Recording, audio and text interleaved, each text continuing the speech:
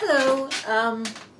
I'm just doing natural light today instead of turning on the lamps that I use.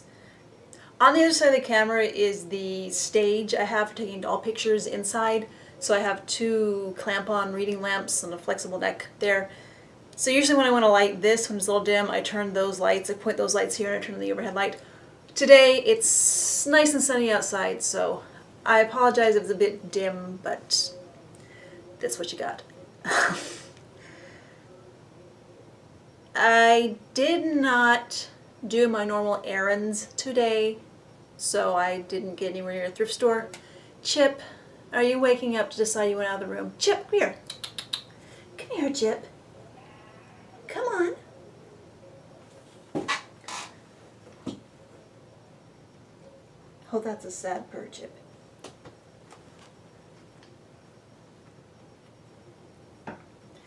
Didn't go to my regular errands today because the kiddo got sick over the weekend. Like swollen tonsils, fever on Saturday. And then on Sunday he was a lot better. And Monday,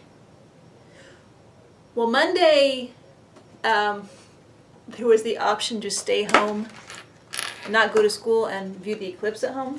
Because I'm outside Nashville, we were right in totality. So we did that. Basically because we didn't trust the school to do a really good job of making sure the kids didn't look at the sun.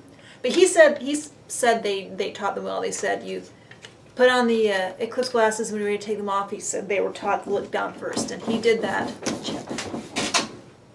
He did that fine. He observed proper sun viewing safety etiquette just fine. So maybe it would have been okay to school. But still, since he'd been a little sick over the weekend, he kept at home. Sent him to school yesterday. And this morning he woke up and he said, my throat really hurts, and I shined the flashlight in.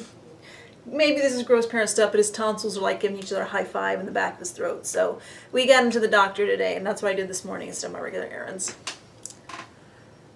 And strep. I figured it was strep. He's been getting strep every year that he's gone to school. So the doctor walks in, I say, I'm pretty sure it's strep. She said, all right, and she did throat swab, and they came back and says, yes, it's strep, and we have antibiotics. And I said, yes, we're going to take all the antibiotics. As soon as he feels better, he keeps taking antibiotics to take it all. She said, oh, that's good, you know what you're doing. So, she wasn't our normal doctor. Our normal doctor's off today. So, since he was sick over the weekend, I was doing a lot of parental fretting. So, I didn't really sit down and do any doll stuff. I did sewing, because sewing is kind of, it seems like my mind can wander more with sewing and still keep track of what's going on elsewhere. Because, like, when I'm repainting dolls, I have to really concentrate, and if I'm hacking dolls up, I have to go downstairs where the Dremel is. So, I did make this for him. I mean, this would fit me, but I made this for the kiddo on Saturday while he was sick. And he wore it on Eclipse Day. He said he likes loud clothes, and I'm happy to make loud clothes for him. So, and then I made this skirt, which, I'm going to post about it on my sewing blog, that shirt too. I actually haven't posted about all these other shirts that I made yet. But I'm not going to post the close-up pictures because I think I used the wrong weight of needle for this really dense cloth, and I'm not entirely happy with this. But it's a skirt. It works. It fits. It was also my first time using the pattern, which was a thrifted 70s pattern. Anyway, so that was the sewing, that was the eclipse. There's not a lot of other stuff. In my vague attempts to stop spending all my money on doll stuff and sewing stuff, I bought a few CDs.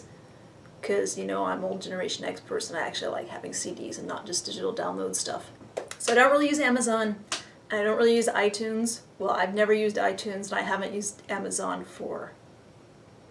I can't remember the last time I used Amazon. So, I'm not buying song files generally. I am buying CDs. And this is my taste in music. I got a BBO Sound Machine and Biss, Data Panic, etc. Biss was around in the 90s. They're kind of a post-punk pop synth kind of Devo edge of new wave band. They're kind of angry Scottish people. And the BBO Sound Machine, yeah, Sound Machine, I tend to want to call them the BBO Sound System. BBO Sound Machine is kind of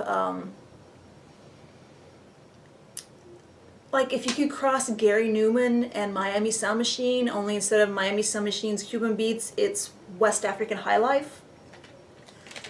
I think I was listening to both of these. This is entirely on SoundCloud legally, and this is entirely on Bandcamp. So if you're curious, you can actually check these out. I have a feeling that this will appeal to a lot more people than this will. So, yeah, music. And really, that's pretty much... Yesterday, I remembered that I had this Mycene guy body, and so I swapped this head that Fen BJD had sent from the Ken, who has really crunchy hair, but that's okay because I'm probably going to reroot him eventually. I'm not sure if I'm going to reroot him with the bright green hair like I had done with this head before. The thing is, this is on the Mycene guy body, so he has hands as big as his head. So eventually I will also be cutting off these wrists and putting some other hands, cutting them off and drilling them out and putting some other hands on them. So that was the tiny bit of doll swapping I did. And also I finally made the underskirt for this. See, I wanted to bring more green into it. I can't even remember how long ago it's been since I started this. And I also, since I was working with the green thread, this doll I mean, she doesn't pose very well, but she stands so well.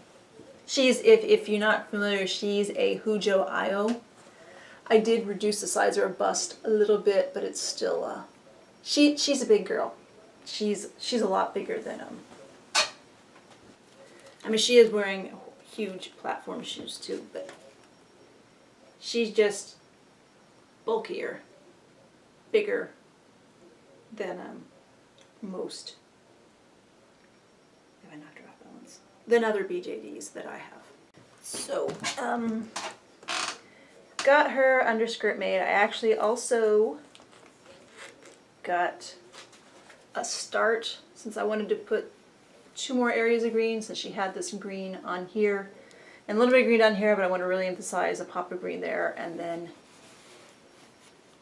I started a capelet out of this obnoxious green fake fur that I've had for years. I love this color of fake fur. But I'm going to apply these 2 buttons and put some sort of loop between them. I hear you out there, Chip. You just asked to go out. Put some sort of loop between them so that they will form a closing. And like I said, wait for it to be a little cooler outside when kids are at school so I can go outside and get pictures of her in the trees. And I was pretty sure that would be all I would have to talk about in this video, but then I saw Joshi tag me with this, with BC Arts 15 doll questions about dressing your dolls. So I guess I'll go ahead and do that. Now some of these though I haven't really thought of a lot. Like the first one is, who is my favorite doll to dress? And when I read this question, I think, well, who is it who's easiest? I've never even thought about this before. I just say, who's easiest to dress? Who do I have the most clothes for and they just slide onto? Is it who looks best when they're dressed? Because I'm actually thinking that my favorite doll to dress is not my easiest doll to dress, because actually after I thought about it a moment, I think she might be my favorite doll to dress because she looks good in everything, and I tend to dress her in the fancier, more Lolita dresses that I have. This is Sunset Malibu Christie, whose head, well, I thrifted the doll. And this is before I was doing eBay, so I didn't know how much these didn't go for on the secondhand market. So I thrifted her and I routed out the inside of her neck badly. And I painted a articulated fashionista body to match. So I was hoping that that new, the African American version of the Barbie with the home music studio, who has the darker skin tone, I was hoping she would match this, but I think from things I've seen, she might not be intense enough to match this skin tone. But seems like I don't change. This is one of those dolls I don't change her clothes much because I think every time she's wearing something perfect. But then I change her clothes and it's like, no, now she's wearing something perfect. So the only reason I don't dress her more is because I am afraid of chipping her paint. So, second question is favorite doll to photograph. Again, I don't know if I have one. Because it seems like I have a lot of dolls who, when I'm photographing them, it's like, wow, I love taking pictures of this doll. She looks so great in the photo. And then after a few weeks, I'll pull out another doll that I haven't taken photographs of for a while, and it's like, oh, she looks so good in pictures. So I really can't think of who my favorite doll to photograph is. I mean, I'm tempted to go through my hard drive and see who actually has the most number of photos, but knowing me, it could be a doll I don't even have anymore. So of course I could ask, who's your favorite doll to see in my photos, but that's not to be self-aggrandizing. I really don't know who my favorite doll to photograph is. And then asking my favorite outfit. Again, I don't think about this kind of thing. I do know that there are some dresses that seems like somebody is always wearing. Like this dress. I got this dress in a trade with somebody when I was briefly in a Flickr cloth trading group. It was mostly quilters. And I won't go off now about quilters and their love of brand name quilting cottons, but I'll just say that that's not me. So, I mean, brand name quilting cottons are nice. I'm sure this is a brand name quilting cotton, but if I were a proper quilter, I could tell you what the brand name was and what the colorway was and when it was made and if it's discontinued or not. I don't know that, but this is one of those dresses that somebody's always wearing, and it fits a large range of dolls, like Barbies can wear it. And this is Cool Girl action figure. They're a bit shorter and wider than Barbie. And she's wearing it with a cardigan from Angard Graffiti on Etsy, who makes really nice, really fine gauge doll cardigans. And a necklace I made. And good old Hasbro shoesies. If you don't know what shoesies are, they were when I've probably talked about shoes. I know I've talked about shoes before because somebody sent me some shoesies, but in case you've forgotten, in around 2000 when tech decks got popular, you know, finger skateboards, Hasbro said, well, we need to cash in on the girl market for this, not thinking of the fact that girls were using tech decks too. So what Hasbro came up with was shoes for your fingers, and shoesies are some of them, but it just happens that a lot of them also fit female action figure feet reasonably well. So yes, while these shoes are very Y2K, early 2000s, it's nice to have options for the big feets. So I don't know if this is my absolute favorite outfit, but it's a favorite outfit because, again, somebody's usually wearing it. There's another... I know this says outfit, and I'm pretty much focusing on dresses because the next thing says article of clothing, and I'm differentiating between an outfit can be one article of clothing that covers the body and an article of clothing alone being just a piece. Anyway, this is the other dress that somebody is always wearing. And again, this dress I actually originally made for a female action figure body, but it fits Barbie bodies reasonably well. And this is also a very dusty doll. This is a Shillman, I want to say she's Lindsay, African American version head. Again, I thrifted this doll. I found her in a thrift store with one of her legs, just her cheap, hollow, cheap, blow-molded body. One of her legs was nearly ripped into. So I thrifted her. I think actually this is when the stores where dolls were $1.99, but I said, hey, look, this leg's almost ripped up. And she said, and the cashier said, oh yeah, you can have it for 99 cents. It's like, I just want the head, thank you. And this is another custom painted old fashionistas articulated Barbie body. But this dress is a dress that somebody is almost always wearing since I made it over 10 years ago. Or around 10 years ago, I don't exactly remember. Anyway, so another favorite outfit, we'll call it outfit because it has a petticoat that I made to go with it. So, and then the next one is favorite article of clothing. And thinking about it, it's gonna be one of my Barbie cardigans.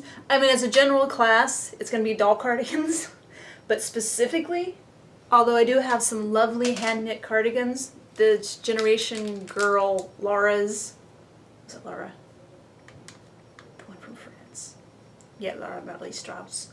Generation Girl Laura's cardigan has been one of my favorite pieces forever, especially since I wore a lot of cardigans like this back in the day.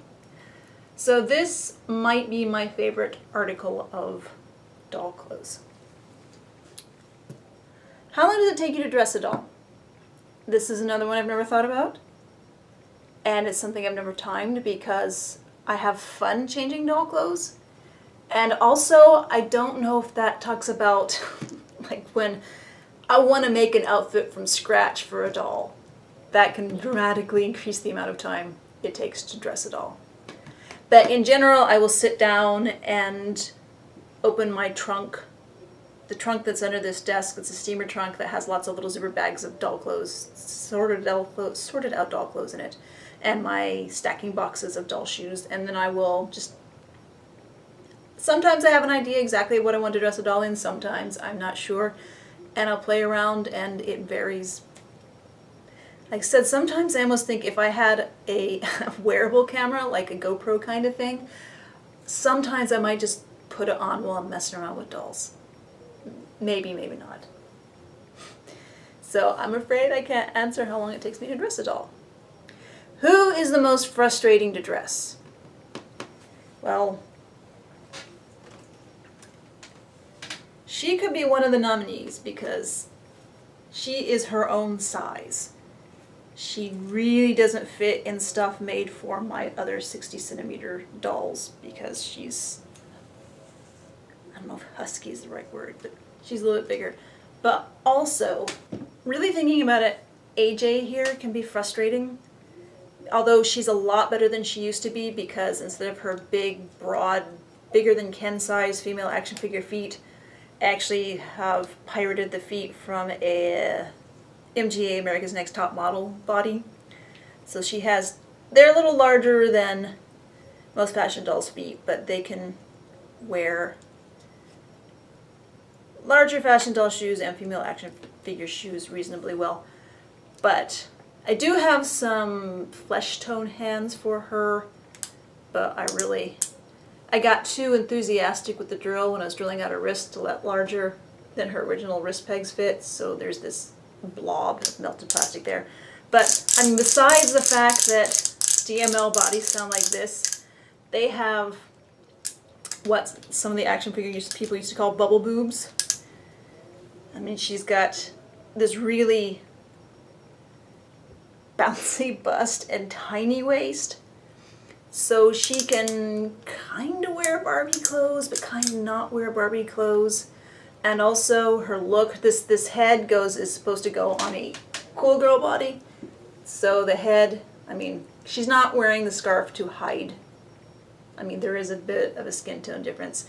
But this head is just so serious, and I have her in the natural color wig I think Emmy Moon sent me.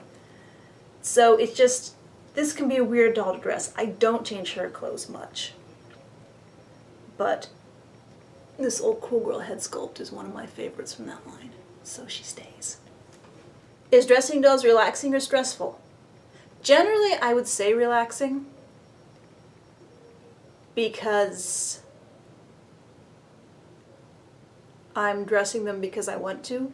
Now, if I had some sort of deadline or I had to dress them a specific way for like a photo challenge or something, then it might get to be stressful. But since I'm just doing it for fun, it's relaxing. Boy or girl dolls? Actually, I don't mind boy dolls. It's just a lot harder to find them in my aesthetic, especially since I'm really not into fashion royalty. I don't want a super tall, statuesque model, beautiful doll.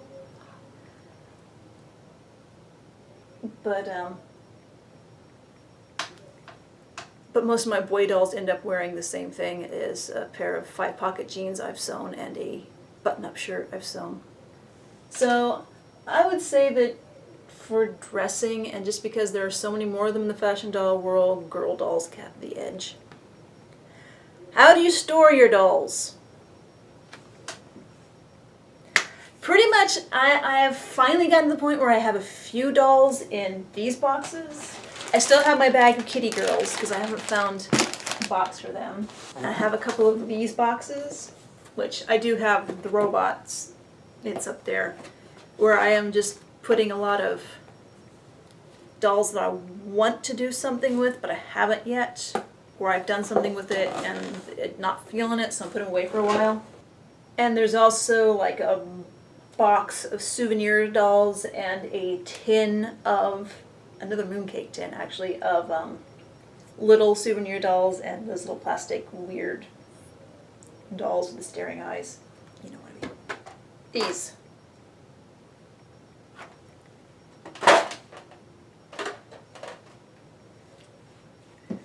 I mean, this is just fantastic. I'm not completely into the whole spooky doll thing, but sometimes they can be eerie fun. And then I've also shown you before my tub, my fruit box full of doll bodies and dolls who I'm going to reroute and repaint, and then they're also sitting on top of another box of sort of intermediate dolls who are still the heads are still on their original bodies, but I'm not sure what I'm going to do with them. I'm not sure if I'm going to hybridize them or if I'm going to let them go a thrifting chip. And there are a few dolls, the BJDs and like Tiffany Taylor and Melody or Harmony. That other big Ideal doll. And a few other bigger, otter-sized dolls are standing on my desk. But mostly, I try to use the shelves as a way to keep the population in check. Although the shelves are getting crowded again, so we'll see how that goes. What's my style is question number 10. I feel like saying eclectic is taking the lazy way out. But I feel like saying retro, casual, but not too casual, goth, steampunk, Lolita is a little too... It's not quite right either. What would you say my style is? I just dress my dolls the way I dress my dolls and the stuff that catches my eye. I feel like it's sort of a magpie blend of whatever catches my eye. And I just said whatever catches my eye, because that's just it. It's whatever catches my eye. Chip, you just came in. I mean, I could leave the door open, but then you'd hear YouTube people talking about Metopia as the child watches stuff. So that's why the door's closed. That's why Chip's doing his thing. So yeah, I guess I have a style, but I don't think about what it is. But I don't think it's weird. I'm not weird. What's my favorite type of doll to play with? Fashion dolls, but I guess if you want to break it down, it's thrifted dolls that have been turned into something else. Because then you get, it's not just a straight up fashion doll, it's a fashion doll that some work's gone into. I know, and maybe this goes back to my style, I know I have a history of working with what other people don't want. Even before I was really into the whole thrift store thing, like Mom and I would go to closeout stores and off-market stores, and just like years ago there was a chain of stores called Value City. And Mom and I would go to Value City, which is full of stuff that other stores didn't want anyway, and other stores couldn't sell. And we go to Value City and we'd only buy clothes and stuff off the clearance racks. So I've always made the dregs work for me. It makes me feel like my style's I'm a catfish, I'm a bottom feeder. But that's the same thing with dolls. I like making things work that other people might not have been too into. But of course I know I have some popular dolls. I know I have dolls that I've done that people like anyway, and I know I have dolls that are still stock. So it's not I'm not purely working with cast-offs. Number 12, where do I get my clothing? I make a lot of it. And I actually have thrifted a lot more doll clothes than I ever would have thought possible. And of course, there's clothes that comes with dolls and clothes that people send me, but mostly I make it. Have I ever customized a doll? Yeah. Have you ever altered a doll? See, to me, that question was a surprise because I think of altering and customizing as the same. I guess customizing just means paint and pastels and maybe a reroute or a new wig. But to me, customizing is just as likely to involve a power tool or an airbrush as just a paintbrush. So yes, I have altered many dolls. How do you organize doll clothing?